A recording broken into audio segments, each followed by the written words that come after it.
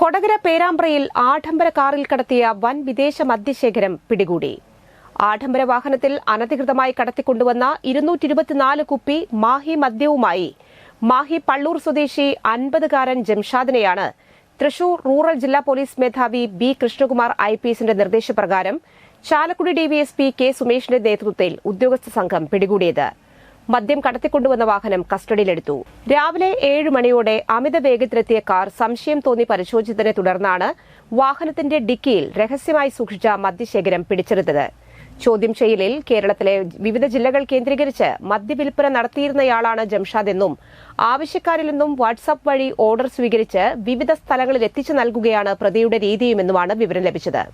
Kodakara SHO PK Das, sub inspector Aristotle, ASIമാരായ Baiju, Sheeba, Gokulan, Binu Paulose, senior CPOമാരായ ഷിജു, സഹദ്, സനൽ, CPOമാരായ ആഷിഖ്, ശ്രീജിത്ത്, ഡാൻസാഫ് അംഗങ്ങളായ VG Stephen, Satheesan Madappattil, Roy Paulose, PM Moosa, VU Siljo, AU Reji, Binu MJ, Shijo Thomas, cyber cell ഉദ്യോഗസ്ഥനായ ഷനൌഹ് CK എന്നിവർ അന്വേഷണ സംഘത്തിൽ ഉണ്ടായിരുന്നു.